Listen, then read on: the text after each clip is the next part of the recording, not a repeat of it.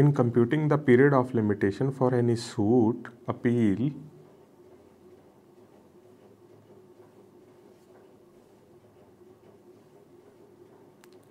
in a case where an application for leave to sue or appeal as a pauper has been made and rejected. तो ये section कहाँ लगता है? जहाँ पे आपने leave to sue as a pauper apply किया और वो रिजेक्ट हो गई है। तो सेक्शन 13 उसी केस में लगेगा जब आपकी application for appeal to sue as a pauper reject हो चुकी है। The time during which the application has been prosecuting in good faith his application for such leave shall be excluded। तो इसको आप एग्जाम्पल से देखिए। सेक्शन 13 आपने यहाँ पे कोर्ट के अंदर एप्लीकेशन फाइल की, application for leave to sue as pauper. यहाँ पे आपने एप्लीकेशन फाइल की और यहाँ पे आपकी एप्लीकेशन रिजेक्ट कर दी कोर्ट ने। तो ये जो टाइम है ना, ये एक्सक्लूड किया जाएगा। कब एक्सक्लूड किया जाएगा? When you were prosecuting in good faith। So let us read the Payer Act again. In computing the period of limitation for any suit or appeal in which application for leave to sue as a pauper has been made and rejected, rejection जरूरी है section 13 को लगाने के लिए। The time during which the applicant has been prosecuting in good faith his application shall be excluded। तो the condition is prosecuting in good faith। तो आपको वो टाइम एक्सक्लूड कर दिया जाएगा आपका।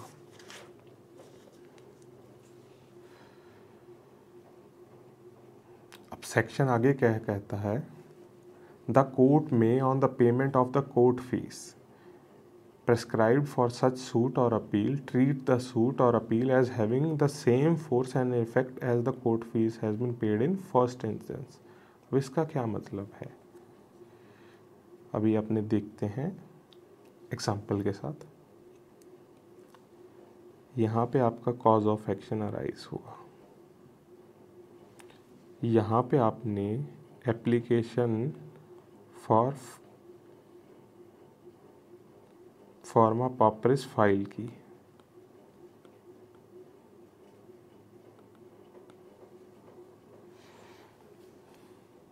यहाँ पे प्रेस्क्राइब्ड पीरियड ओवर हो रहा था। तो आपकी एप्लीकेशन कोर्ट ने जहाँ जाके एप्लीकेशन रिजेक्ट कर दी।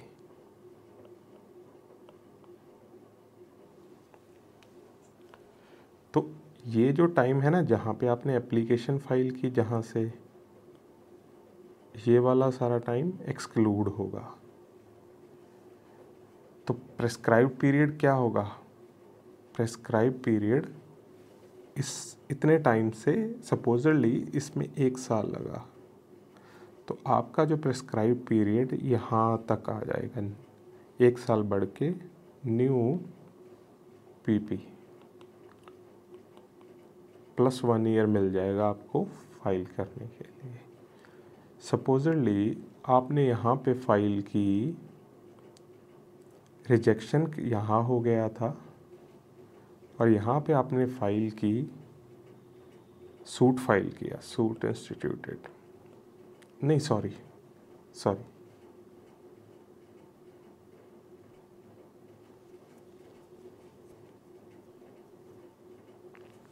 यहाँ पे आपने कोर्ट फीस फाइल कर दी। अब फॉर्मा पॉपरिस के केस में आपको कोर्ट फीस नहीं देनी पड़ती, पर यहाँ पे आपने कोर्ट फीस कर दी तो ये रिलेट बैक करेगी जब आपने एप्लीकेशन फाइल की थी।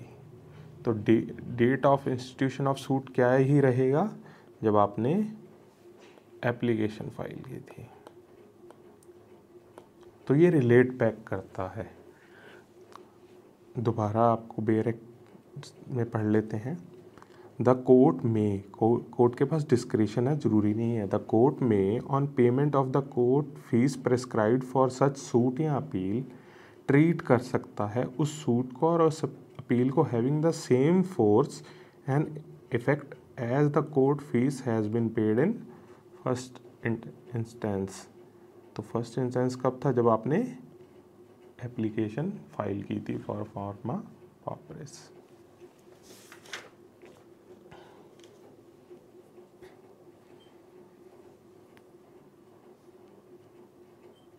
Let us read section 14 now.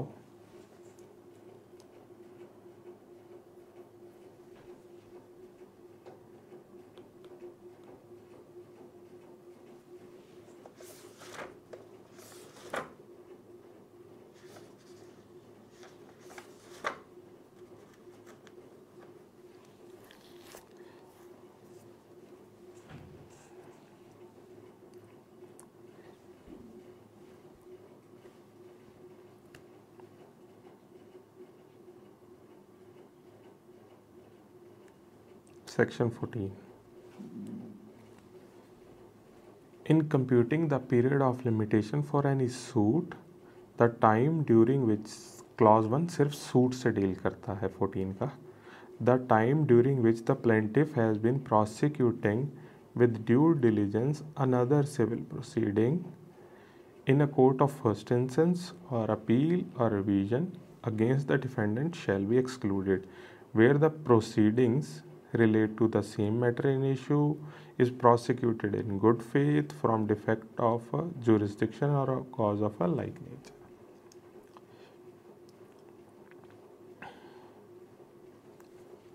तो उस क्लॉज 14 क्लॉज 1 आपका यहाँ पे कॉज ऑफ एक्शन अराइज हुआ, आपने सूट फाइल कर दिया यहाँ पे, और यहाँ तक था आपका प्रेस्क्राइब पीरियड। आपका सूट यहाँ जाके रिटर्न प्लेंट रिटर्न कर दिया गया आपका।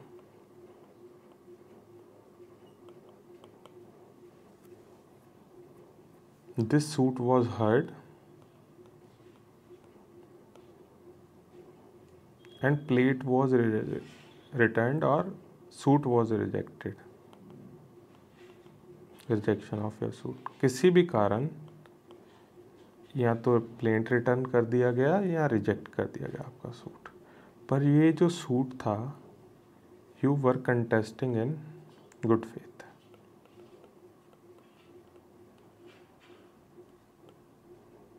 And with due diligence.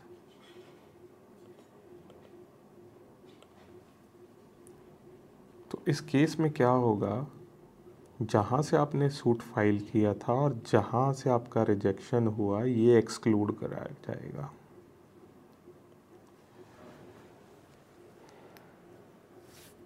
ठीक है, इसकी कंडीशंस क्या है एक्सक्लूड करने की? आपका मैटर इन इशू सेम होना चाहिए। अब मैटर इन इशू सीपीसी में पढ़ाया जाएगा एलेबोरेटली। सेम होना चाहिए, एक तरह से सेम सूट होना चाहिए। Prosecuting in good faith,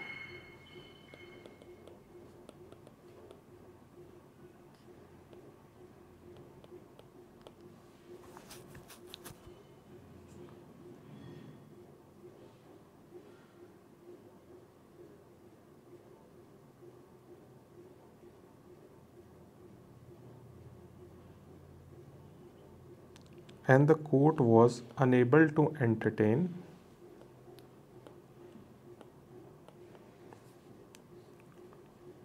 due to defect of jurisdiction। Court के पास jurisdiction ही नहीं थी, और cause of a like nature।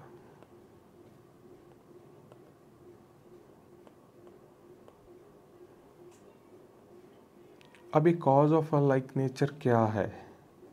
It should be something technical and not related to the merits of the case. अब technical क्या क्या होता है, जैसे misjoinder of parties, misjoinder of cause of action, आपकी वैल्यूएशन एरानियस है, non disclosure of cause of action, आपकी court fees deficient है, भी it should be something technical and not related to the merits of the case. इस कारण court entertain नहीं कर पाया। आपका जो मैटर इन इशू सेम था, आप प्रोसिक्यूट भी गुड फेथ में कर रहे थे, और कोर्ट एंटरटेन क्यों नहीं कर पाया? या तो उसके पास ज्यूरिसडिक्शन नहीं थी, या कुछ टेक्निकल रीज़न के कारण, जैसे misjoint of parties, cause of action, आपने फीस नहीं भरी, वैल्यूएशन गलत कर दी।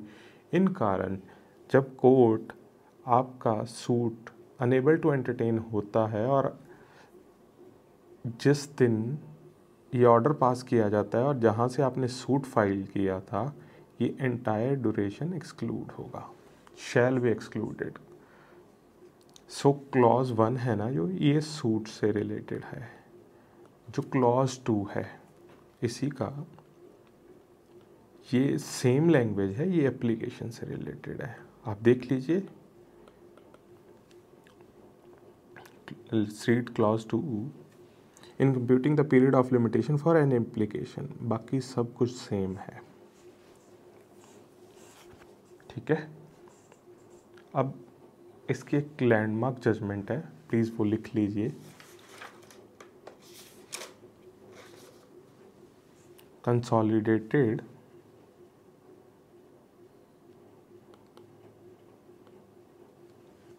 Engineering enterprises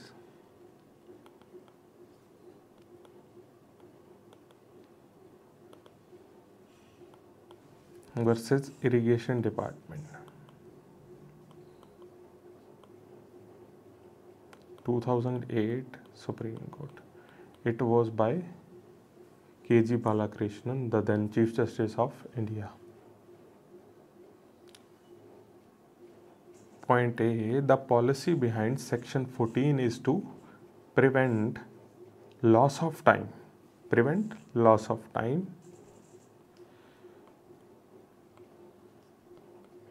due to mistaken good faith. Due to mistaken good faith. और जो the burden of proving is on the applicant, and the court will be liberal in examining good faith and due diligence. Court liberal रहेगा। Burden of proving is on applicant, और court liberal रहेगा in examining good faith as well as due diligence.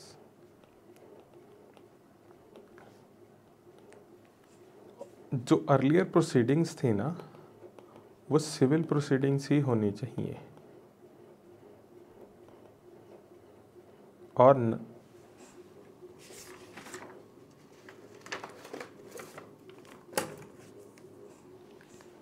ना कि कोई departmental या Kusai judicial.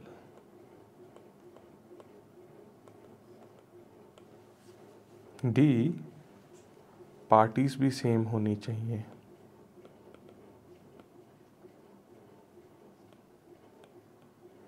ये सभी point held किए गए थे। ये कमेंट्री है सेक्शन 14 पे ये केस। ई, मैटर इन इशू भी सेम होना चाहिए।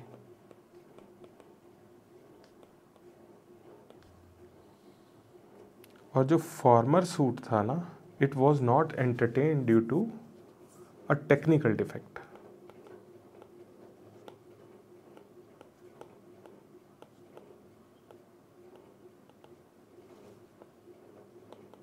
Technical defect. तो ये 6 पॉइंट्स इस केस में ऑब्जर्व किए गए थे के.जी. बालाकृष्णन द्वारा. So it was all about section 12, 13 and 14.